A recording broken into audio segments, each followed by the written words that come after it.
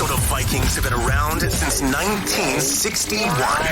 And I just want them to win a damn Super Bowl before I die. Welcome to Before I Die with Jessi and Myles on Purple Daily and Score North. Just one, you guys, just one before I die. Maybe it's this year. That's how good the Minnesota Vikings have me feeling. I'm Jessi Pierce. He's Ross Brundle. He's Myles Gorham. Welcome back to another episode of Before You Die. Welcome back to another Monday victory celebration day. Your Minnesota Vikings atop the NFC North. They're 3-0 after a defining win against the Houston Texans, 34-7 yesterday. You guys, what I love about this Vikings team, everything. Right now, I love every single thing about this Minnesota Vikings team. But Myles, it's not that they're just winning these games. They're beating really good teams, and they are winning. Capital W-I-N-S. These are wins. I freaking love it. You were at the game yesterday, Myles, too. Yeah. Tell us how the day went. How did it end, namely? But how are you feeling today after being at the bank for the victory? Jessi's giving me a hard time because, if you could tell, my voice, I've pretty much lost most of my voice over the last 24 hours because of the game. But that's how good it was, right? If you go into a game and you lose your voice, to me, that's a good thing because that means you were having a good time. It means the game was good, win or lose. But the Vikings won and they spanked that. It was a beatdown. There was times I thought the Texans had a chance to come back into the game because, some of the mistakes that they made earlier, okay, they're going to make up for it later. But they didn't. They didn't make up for it. And the atmosphere was insane at the game. I saw people commenting on Twitter about all the false starts. That was because the crowd was so loud you couldn't even hear yourself think. And it was so fun to be a part of that. It was my second time at the bank. So it was a lot of fun. My first game was in 2022 when they beat the Giants on the game-winning field goal. So that one was really loud too. But this one had a different atmosphere just because the way that the entire team played, offense, defense, special teams, was all rolling on full cylinder and full tilt. And it was just, the crowd was everywhere. And so I'm not a big wave person, but they started doing the wave at the end. No. Right? I'm not a wave person either. I can't do it. Yes, I did. And I did sit that out. But it was a great time. I can't speak of how great the fans were at this game. It was so fun. We had some people near us, they were having a good time. They were taking their shirts off, doing all that, thinking there might be a little altercations happen. There weren't. So which was great. I saw one. Did you? Okay. It wasn't my section. It wasn't my section. The Vikings won there too. The Vikings beat up the other guy, so it worked out well for Minnesota. Maybe it was that dude. I don't know. There was a couple guys in our section that were having a little bit too good of a time. But again, the Vikings won. And you could see all the big plays that happened during the game was insane. The Aaron Jones. I have Aaron Jones in fantasy too, by the way. Aaron Jones, I thought he was going to go for a touchdown. And he gets caught. You could tell he was gassed. But those plays, Justin Jefferson just getting open at will. It was insane. The Vikings could just work, could do no wrong. They were doing everything right. 5 sacks yesterday? Yeah. Jonathan Grenard revenge game. The Grenard revenge game. Who saw that coming? No. Who had that on their bingo sheet? Anybody? Right? Ross, did you have it? I did not. No. I thought he played well. I thought anybody who was a former Viking would play well. Anybody who was a former Texan would play well. Or at least that's the hope. You want to play well. And I think Myles, correct me if I'm wrong, Jessi too, I think everybody pretty much played well. Stephon Diggs had a nice game. I don't know if it was a great game by his standards, but he had a very nice game. He had 10 catches. He was the only one on offense doing anything for them. Danielle Hunter had a nice game. Brian O'Neill talked in postgame. He kind of felt bad that Danielle Hunter got booed because of the roughing the passer on Sam Darnold, but apparently everybody spoke in there and we're all good about that roughing the passer. I don't know. I didn't actually stare at any stats post-game. I didn't see anything that Blake Cashman did that jumped out, but generally that can also be a good thing as long as you're not getting isolated for having a poor performance. So I think everybody played pretty well in the revenge game scenario. He leads the team in tackles currently. I don't know if he led the team yesterday in tackles, but he's been all over the field. So at least he's leading the team in tackles. So I don't know if he had a straight revenge game yesterday, but was definitely around. Hey, Jessi, when Aaron Jones did well and Myles brought it up, he mentioned something. What did he say? He has Aaron Jones on what? I went again. Fantasy football. I went against Aaron Jones yesterday, which we didn't care for at all. In fantasy I'm going to football. lose another game in fantasy football, correct? Yes, you can do it. You can hit it. Obligatory fantasy football mention. So for the past few seasons, believe it or not, that shows up in the comments that people are wondering where that's been. So it's back thanks to Myles and Jessi. I've been quiet because my fantasy team stinks so far this year. I am this close to dropping Travis Kelce, you guys. I can't do it. I can't do it anymore. I am so frustrated with him. You want to know why? Hi, it's him. He's the problem. It's him. That's a Taylor Swift song, in case you guys didn't know. But I didn't, it's me. but I think I've heard I'm just educating you all now. If you saw me, I was laughing and smiling, but I had my mic on mute because I was drinking coffee. Back to the original scheduled Before I Die episode. Back to our original schedule. Let's start on the offensive side of the ball. Slinging Sam dazzles once again, 17 for 28, 181 yards, 4 touchdowns. You guys, through 3 games, Sam Darnold is averaging 8.4 yards per attempt, an NFL leading 8 touchdowns and only 2 interceptions. I could go on how great Sam Darnold leaves the field after, as you'd mentioned, that hit, comes back to a standing ovation, huge round of applause. Hopefully that MRI goes well. Everything is fine and kosher. What I am loving, though, Myles, from Sam, not only the way he is throwing the ball and the incredible accuracy that he has, it's his ability to escape the pocket and scramble has me salivating. And KOC addressed it yesterday, his ability to off schedule. How incredible is that? Did we know that Sam Darnold had this in him? And maybe it's just because I'm still a little PTSD about Kirk. I feel Kirk, that's where he really struggled, right? Sam Darnold doesn't, and I love it. I love it so much. Yes, and I think that's one of the big strengths coming out of college and when he was with the Jets. Sam Darnold could run. It wasn't just the stereotypical white guy quarterback. He's sneaky athletic. He's a pretty athletic guy like him. And I think Sam Darnold and JJ McCarthy, I can see the similarities between the two in terms of their skill sets.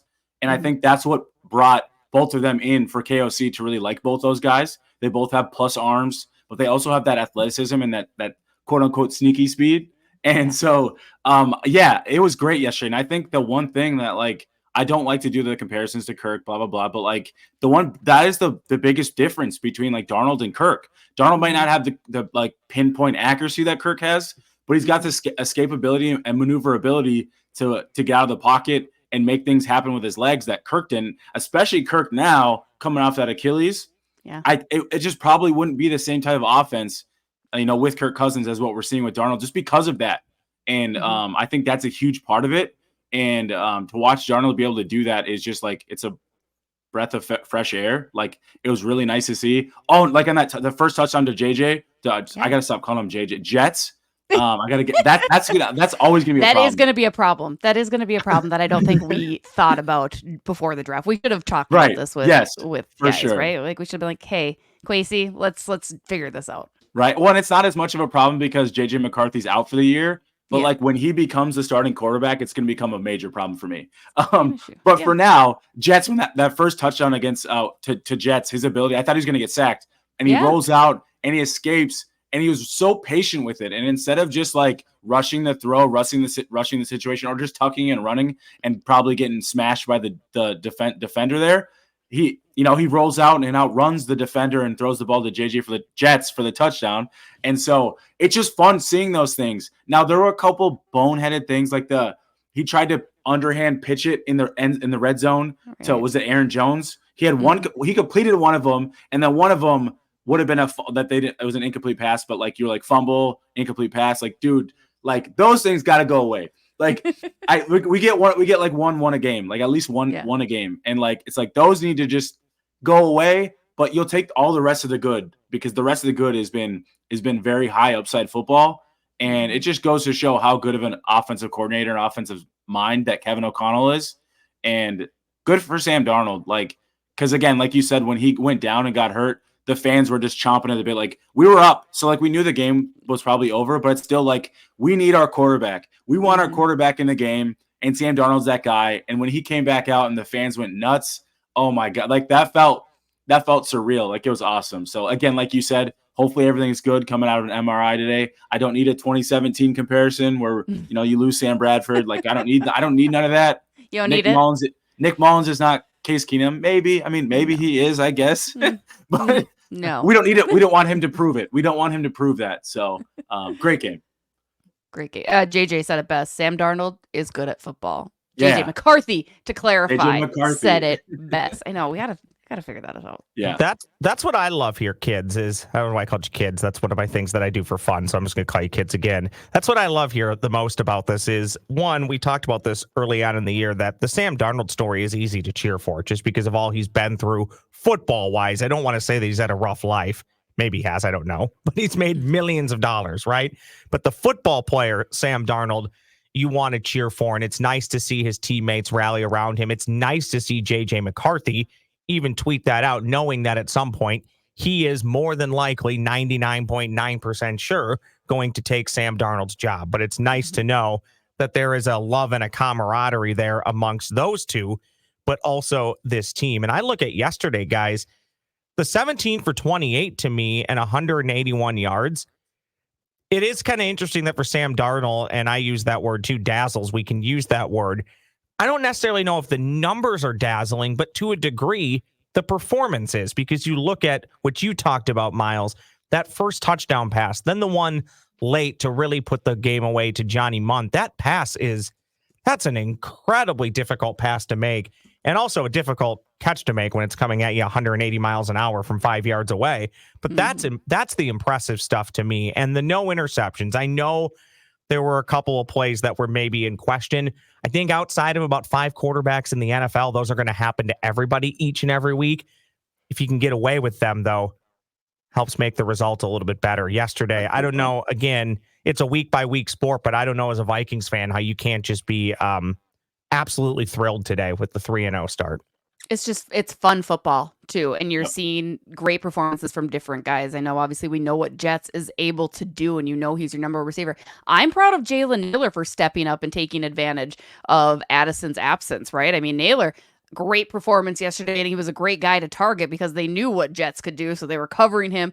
Naylor, what did you make of his performance yesterday? 1 receiving touchdown, 31 yards, I believe it was. Good performance from him. Yeah, that first drive in the second half was the Jaylen Naylor show. It was just like, you think it's going to be a Jets, but all the attention's on him. So you need that other guy to step up, and Jordan Addison's out.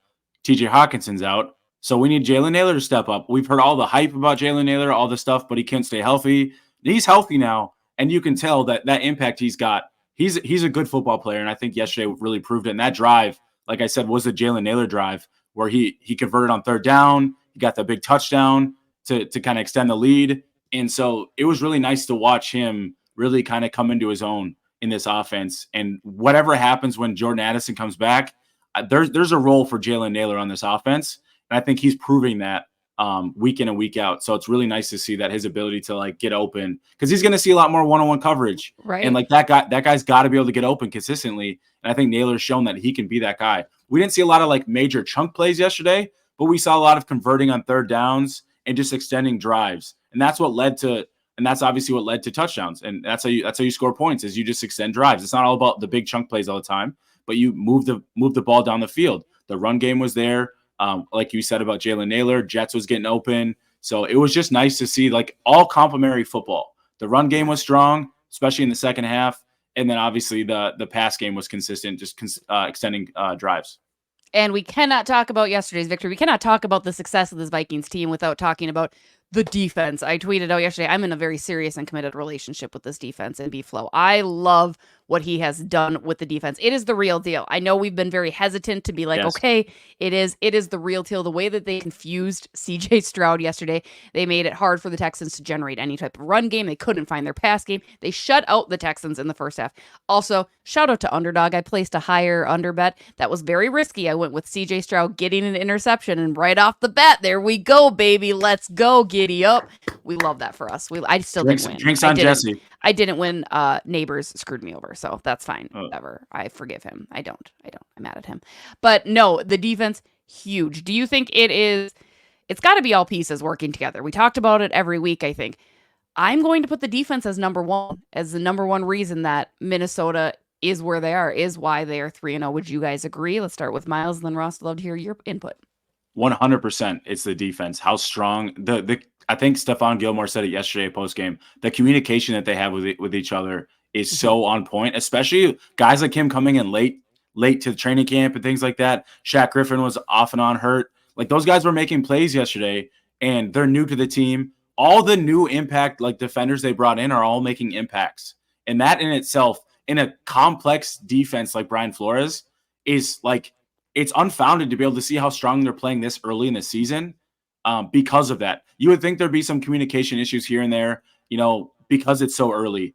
But they're playing lights out football early in the season when you were hoping you'd see it later. And I think that's just going to make it even better as the season goes because that communication is so strong. They'll be able to play better as the season goes.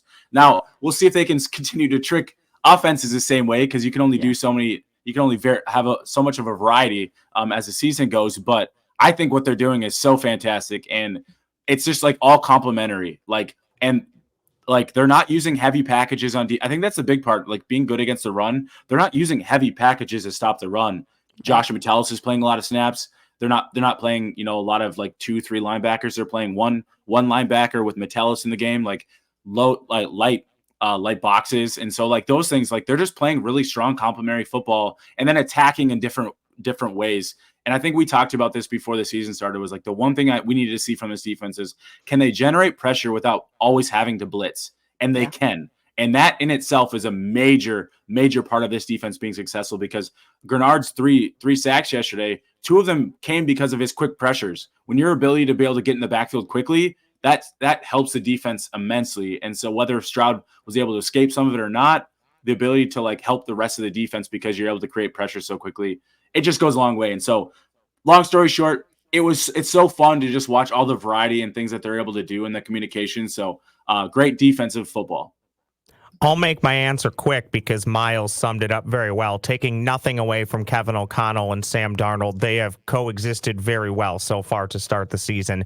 But when you are basically winning every game by double digits, and the 49ers game almost was a double-digit victory until the Aaron Jones fumble on the 1-yard line, you're dominating teams, and not just dominating teams, dominating 2 teams that we think are at least pretty good to very good in their conference in back-to-back weeks. It has to be the defense being the biggest reason you're 3-0. And if you play defense like that every week, even when you have rough offensive performances, and they will happen, you can still steal victories and win games. And that, to me, is the most encouraging part here at the start of the season. Let's get to some comments from YouTube. Comments from YouTube. I got a couple for you, both fairly fun in nature. Daniel Gilbert, also a return commenter. Please comment below. You never know what I'll pull.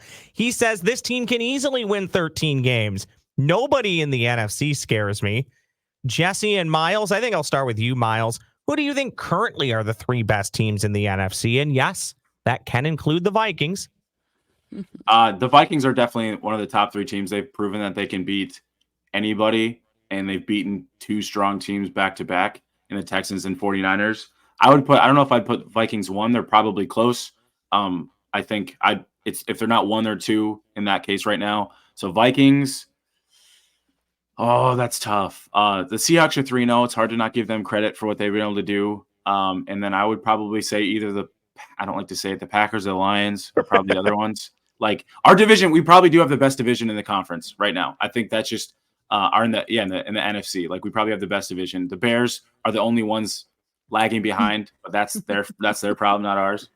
Some would say, Myles, the NFC North is the American League Central of the National Football Conference. Yeah, but we're not the Twins. Like maybe no, we're not. No, let's be clear. Let's be clear about that. Right now, the Minnesota Vikings are not the Minnesota Twins. Yeah, I'll put the Vikings up there. Like I said, they've got me believing that this is a real deal team. It's exciting football. It's fun football. It's even my kids did not cry about watching football yesterday. It was beautiful. I sent them outside, but that's neither here nor there. Semantics. No, I'd say the Vikings.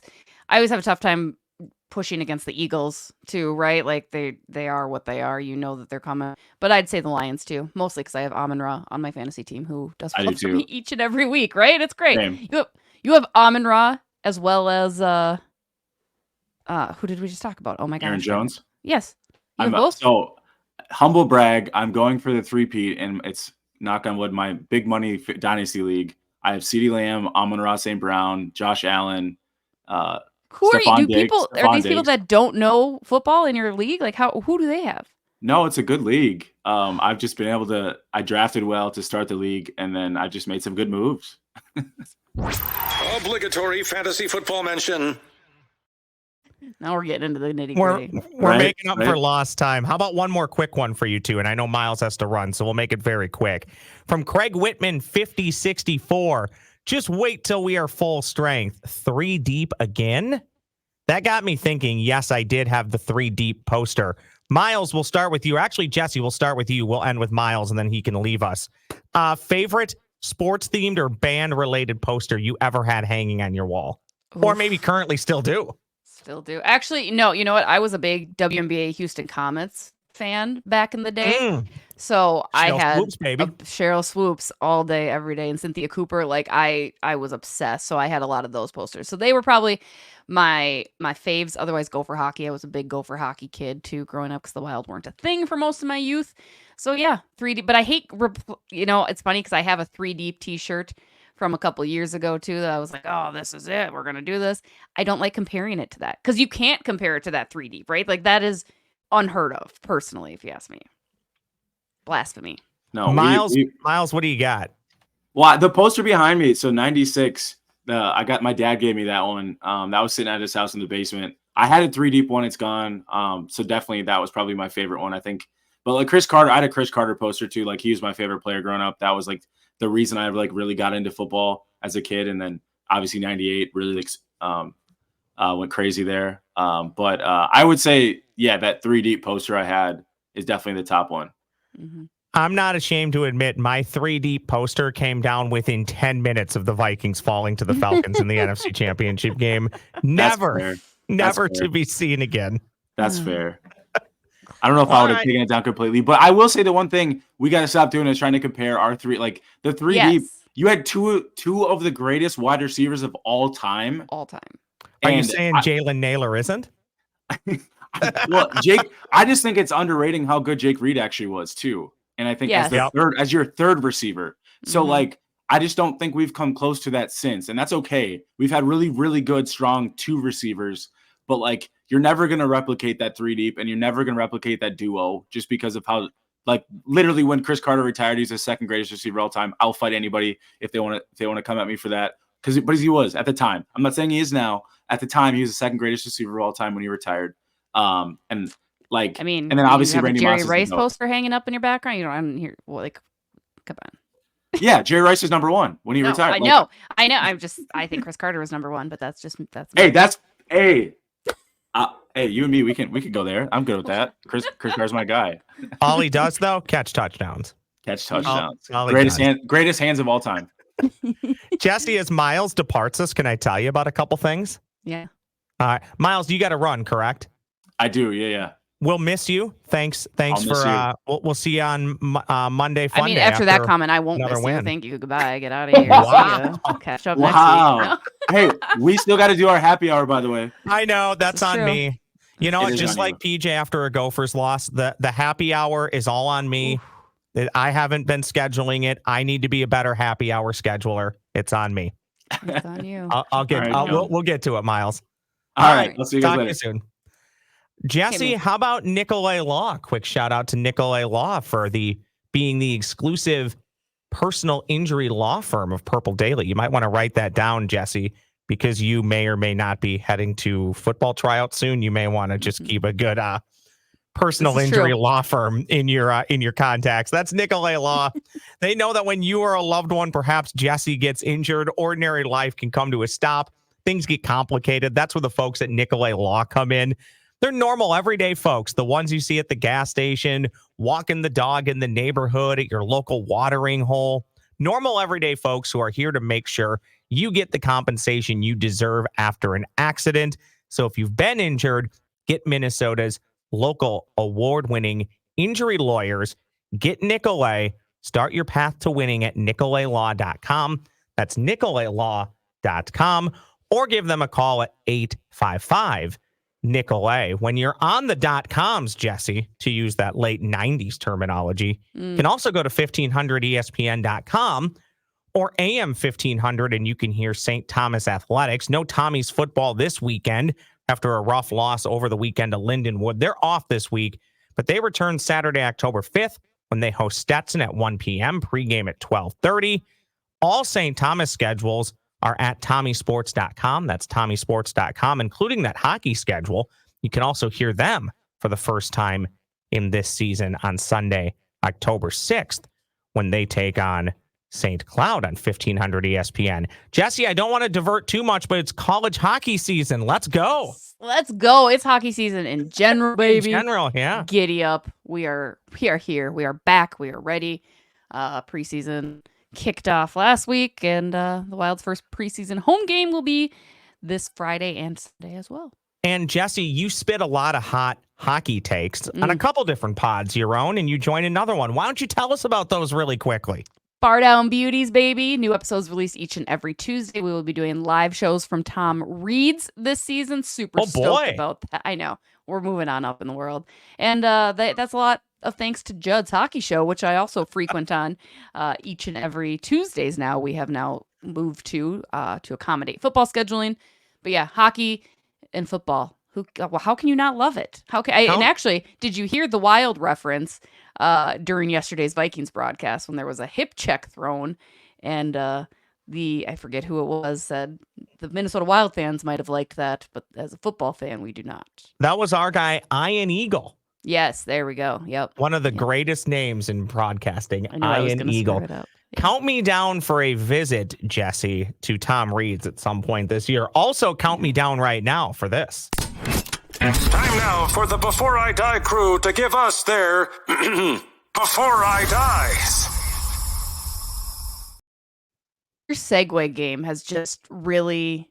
I don't think it's peaked yet, but I'm proud of you. This is impressive. Well, you know what's happening, and I'm not saying that you're on your way out, but I think what's happening here is you are the Sam Darnold, and as the JJ McCarthy, I'm learning from you in the background. Okay, and I appreciate that. I think I'm glad to share my experience, my wealth of knowledge, and I'm going to go out on top of when it is that I go out, but I'm going to go out on top. I am a better segue master because I work with Jessi Pierce. Let me just tell you that. Can I go first, and then I'll let you close the show out? Please. This is not to be perceived as being too negative when it comes to Gopher football. I really want people to know that. Oftentimes I get told that I'm way too negative when it comes to Gopher football. My retort often is, well, look at the results over the history. It's hard to not be at this point. It's hard 60, 70 years. I would say this, though, Jessi. I am not super upset about the results on Saturday because I honestly, going into this year, Jessi, I think I'm now prepared to say this on microphone. In the background, I've been telling friends I think this Gopher football team is going to be wretched. Ooh, yeah. And I'm not. Find me a scenario over the next, especially at Michigan, where they don't lose 35-3. Okay. So I'm just getting that all out there. I do love the Gophers. I will be there every home game because I love it. And I'm going to cheer for them year in, year out, week in, week out, all that stuff, okay? But I say it to say this. We'll just isolate to the PJ Fleck regime. You are now 1-7 against Iowa. Stop the who hates Iowa chant. Maybe Iowa State, you can do it, fine. I was going to say, who hates Iowa? We hate Iowa. How about this? Let's beat Iowa. How about start with that chant? Okay, the we hate Iowa chant to me is, first off, it's juvenile. Yeah. Second off, yeah, of course you hate them. You never beat them. So just stop the we hate Iowa, especially when you're doing it. You just lost to North Carolina and the student section is walking out chanting we hate Iowa. You lost to a bad North Carolina team. Quit the we hate Iowa chant. Before I die, the we hate Iowa chant will go away. I don't disagree. I suppose, yes, as a Cyclone, I do hate Iowa. And then I've got my Gopher blood in me too. I don't love them either. I just think that the chant is dumb at this point. It is. Well, it's like you have nothing else to say. Because you can't, you're right, you lose to them all the time. You have nothing else to say. So there also in lies the problem with Gopher football this year. There is nothing else to say. There's nothing else. Oh, they're tough to support this season. I think it's going to be a tough, long year. Especially, again, the cupcakes that they pick. Meanwhile, you've got Wisconsin taking on Alabama, Michigan trying. I mean, it's just I mean, bad. Some of that's a victim of your scheduling, though. I mean, when you schedule some of these games, it's years in advance. But Gophers go to Alabama in like 5-6 years. Yeah, they have a home and home with that's gonna be Alabama, great, so I'm sure. I'm sure that'll go Great over fun very for well. all. So that's all I got, Jessi. I'll shut up. That's You fair. take us home. Before I die, I will stop being questioned for wearing shorts to a hockey rink. It is summertime. It is 80 degrees outside. I will wear shorts till I die. I am a long sleeve and shorts person. I get a lot of like, good for you. And I'm like, it's like wearing a dress or a skirt. Yes, it's a tidbit chilly, but I will wear shorts until I can no longer wear shorts anymore. In fact, I wear shorts in the winter. That's who I am. Not ironically either. I just do it because they look cute. You can pair it with a nice sweater, some tall boots. It's a whole thing. But I do every time I get these weird looks and I'm like, it's summertime. Like, what am I supposed to do? Yes, it's cold in the rink. I'm not going to say I don't complain. But yeah, that's it. When I get home, even in the winter, I'd say often, sometimes it's sweatpants, but I'll wear like athletic shorts and people are like, oh, it's winter. Why are you wearing that? Because I'm inside. Yeah. Yeah. It's fine. 18 degrees inside. No. We have a need to, we love to tell people what to wear. And also another thing is, it's hot out. You're having soup. Well, yeah, it's 70 degrees inside. It's not. See that one. I don't know. I'd feel a little weird about. Yeah, I but do what feel like I need a salad instead of a soup at that. Do you eat juncture. ice cream in the winter? Not really. I'm Okay, just well, kidding. you're Of course just- I do. I would like, eat you're ice cream just- every single okay. day. Well, that's my point. If you can have ice cream when it's negative 15 outside, which I do, you can have soup when it's 95. Okay, now I'm really shutting up. You take us home. All right. Well, that's going to do it for this week's episode of Before I Die, only on Purple Daily and Score North. Don't forget to check out all of our other Purple Daily content, along with our Score North content. You got Twins, you got Wolves, you got Wild, and of course, you have your Purple Daily Viking stuff. On behalf of Myles and Ross, I'm Jessi Pierce. Thanks for tuning in. We'll catch you next week. Have a good one. Go Vikes. Hannah Penn.